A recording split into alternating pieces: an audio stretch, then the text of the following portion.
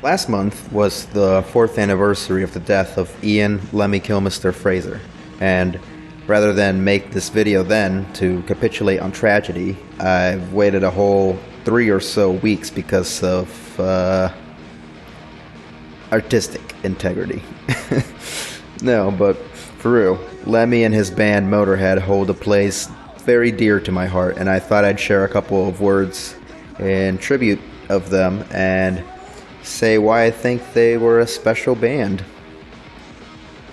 In a world where people simultaneously like all kinds of music and really keep to one or two categories of music, Motörhead are an interesting case, not because they challenge the concept of a rock band by making music that transcends traditional genre boundaries to encapsulate the whole of human musical expression via a blending of different cultural musical elements, but by making a brand of back-to-basics rock and roll that everyone seems to like. For real, punks have famously not really been down with metal, and metalheads have famously not been down with punk. Both of those like to sneer at classic rock, and classic rock is just doing its own thing in the background at the barbecue.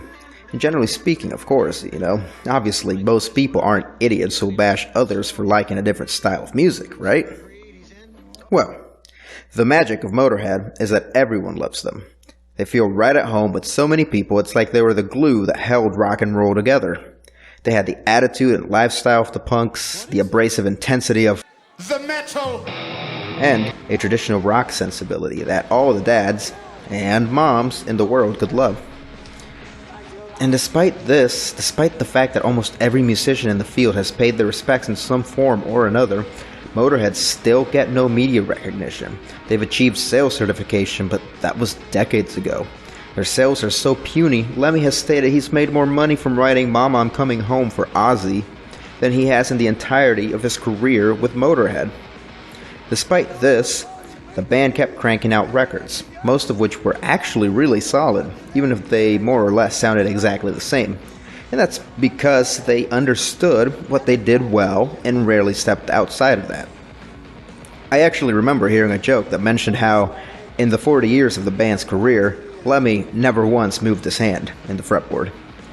Yet, somehow, unlike other bands that retain a stylistic consistency, let's say, throughout their career, like AC/DC and Iron Maiden, Motörhead retain a vivacity and excitement to their music that's palpable, even in Lemmy's advanced age, and that was very respectable. My personal journey with Motörhead dates back to 2013, when I was doing all my metal experimenting and discovery. I knew they were a very influential band all the bands I was listening to liked, and so, one night, I went on YouTube and put their name in the search bar. Naturally, the first thing that came up was Ace of Spades. I pulled up the video, which was of the whole album, and was blown away by the title track. Of course, I was hooked. But I could never bring myself to listen to the whole album past the first song. I know how that sounds, but listen, I was a dum-dum at 15. Eventually, I did listen to the whole thing, and it became one of my favorite old-school metal albums. And I did, eventually, listen to their other classic albums, which I also thought were good, even if not as exciting.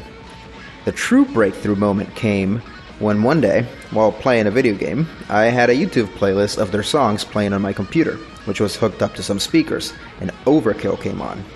Immediately, I was floored. By this point, I'd heard faster songs. I'd heard louder songs. I'd heard harder songs. I'd heard heavier songs. I'd even heard this song before. But there was something different that day that really made me pay attention to what the song was doing. And there was something different about the way the song pummeled my brain inside out that made me go, oh wow, this is good. Here was something special. And I actually managed to catch Motörhead on tour in 2015 when they came to the House of Blues in Orlando. And it was a transcendental experience. I remember riding my mom's car since I was still in high school and had no car after the show with the radio playing Eagles and just thinking, I'm done. I'm done eating, drinking, sleeping. Just gonna retire from rock and roll and become a monk. It was one of my favorite nights ever, and I just couldn't believe that 3 months and 3 days later, Lemmy would have passed. We knew his health wasn't the best, but it was so unreal. It's like, there's no way. If he hasn't died yet, he'll never die. We knew it was inevitable, but still, it was unreal. I remember jokingly talking with a friend and going, wouldn't it be like incredible if like he went up there, played the set, just played Overkill, and then just collapsed on stage? Obviously, that's an incredibly horrible thing to say, and I'm really sorry about it. But I'd like to stress that the concept of Lemmy dying was so inexplicably distant that the idea of joking about it seemed harmless at the time. You know, and like I said, I want to make it clear that I've grown past the days of saying stuff like that, but that's how it felt then, and it's crazy. And it's especially crazy because I almost didn't even go to the concert. This aforementioned friend and I were supposed to have gone together. It would have been me, her, and her dad, because he was into all that music and stuff. Unfortunately, her dad decided they couldn't do it, so it was just me. And I don't really like going to concerts alone. I've done it a couple times since then, but the experience always seems to be improved if there's someone there with you. So I was torn. And on top of that, Van Halen were coming to town, and I could, on my measly high school allowance, only afford to see one. And ultimately, I decided on Motörhead, which, looking back, might have been the sensible choice. Unbeknownst to me, it was their last tour, and Van Halen, from the sound of it, wasn't doing too hot. That mandolin guitar guy, whom I later became friends with, was actually at both concerts, and he told me they were both pretty good. But Motörhead's was superior, so I feel good about my choice. And I ended up not even going alone, since I then decided to ask my girlfriend of just over a year if she wanted to come with me. And 2 tickets later, we were at the house, ready and excited. And I'm thankful to her because of that. I've told her multiple times now that had she declined, I would not have gone alone. So it's because of her that I got to experience one of my favorite bands. And this is going off script now, but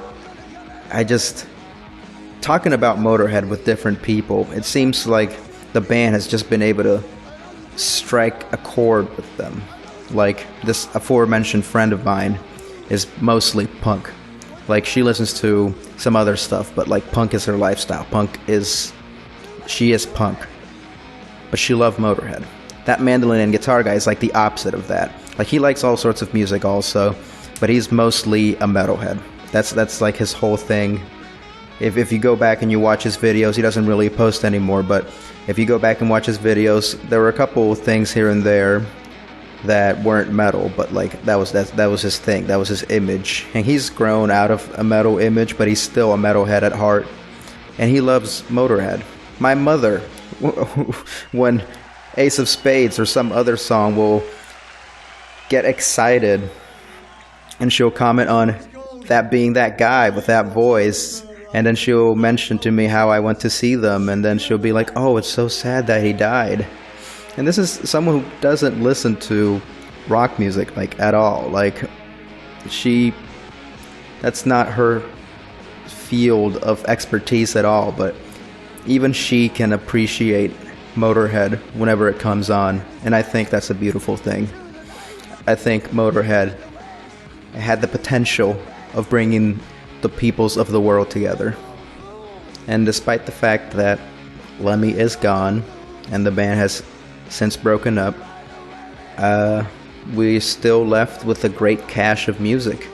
40 years the band was together, and over that amount of time they were able to release almost 24 albums, if I remember correctly. It's crazy. From 1977 to like 2014 or 2013 or whenever they released Bad Magic, which is a good album. I like it a decent bit. So yeah, it's Motörhead. I just wanted to share a few words of appreciation. This had a script that I followed just to get my thoughts together, but this isn't really a video like most other videos that I would normally do, where everything's planned out. This is just me fanboying about a band that I love, that I miss a lot. And now, with the news that Neil Peart has also passed, it's it's dawning on me that all of my favorite bands, well, not all of them, but a good portion of my favorite bands are gonna no longer be around soon.